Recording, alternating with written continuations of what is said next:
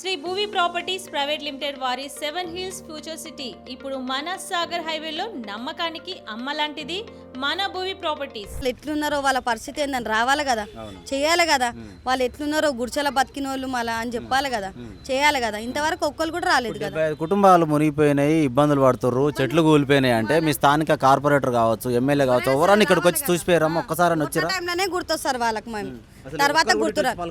ఇప్పటిదాకా మేము తిండి తిప్పలేకుండా ఇంతసేపు ధర్నా చేసినాం, ఇప్పుడు ఇంట్లోకి వెళ్ళిపోయినాం మేము. ఇప్పటిదాకా ధర్నానే చేసినాం, ఎవ్వరు రాలేదు. ఇంతవరకు ఎవ్వరు రాలేదు. ఎందుకు ధర్నా చేస్తారు? వచ్చిర్రు పోయారు, వాళ్ళకి డిస్టర్బెన్స్ చేయొద్దమ్మా అని చెప్పేసి వెళ్ళిపోయారు.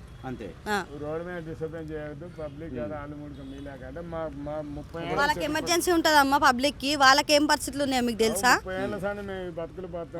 అంటున్నారు. అంటే ఇప్పుడు మీరందరూ ఇందులో ఉన్న డాక్యుమెంట్స్ ఏవేవైతే ఉన్నాయో పూర్తి స్థాయి డాక్యుమెంట్ ఉంది సార్ మాది వాళ్ళ దగ్గర. మా లీడర్ ఆయన మాకు చూపిస్తున్నాడు, ఆయన ఒక దారి.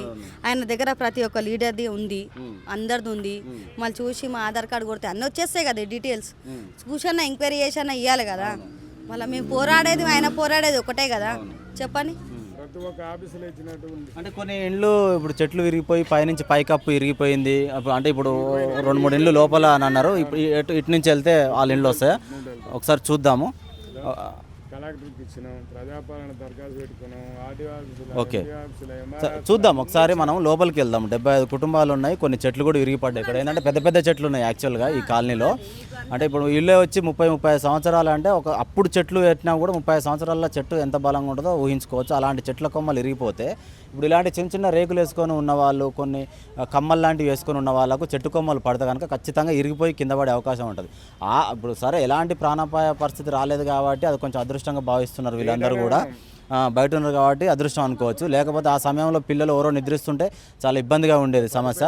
ఇప్పటివరకు అయితే అధికారులు ఇక్కడి వరకు ఒక్కరు కూడా వచ్చి పలకరించలేదని మాత్రం వీళ్ళు చెప్తున్నారు. ఒకసారి ఆ ఇండ్లను కూడా చూపించే ప్రయత్నం అయితే చేద్దాము. ప్రస్తుతం అయితే ఈ లోపలికి వెళ్తున్నాము.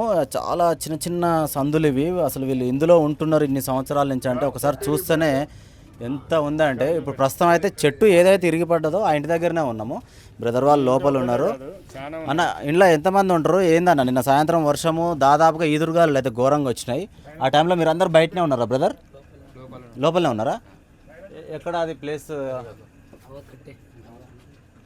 ఓకే, ఇది ఇరిగింది. ఇది అంటే కొమ్మ పైనుంచి ఇరిగి పడడం వల్ల అది ఇరిగింది. ఒకవేళ అది మొత్తం ఇరిగినట్లయితే ఖచ్చితంగా చాలా ఇబ్బంది పడేటోళ్ళు మీరు. బ్రదర్ ఎన్ని సంవత్సరాల నుంచి ఉంటారు బాబాయ్ మీరు ఇక్కడ? మొత్తం 30 సంవత్సరాల నుంచి. చిన్న ఇల్లేనా ఈ అబ్బాయిది? ఏం పేరు నాన్న నీ పేరు? ప్రశాంత్. ప్రశాంత్, చదువుకుంటున్నాను.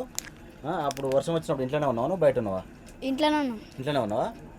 అంటే సౌండ్ వస్తుంది పైకి చూసినావా? ఎట్లా ఏం చేస్తున్నావు మరి నువ్వు ఆ టైంలో? ఫోన్ చూసుకుంటున్నా. ఏం పేరు అక్క నీ పేరు? రేణుక. రేణుక.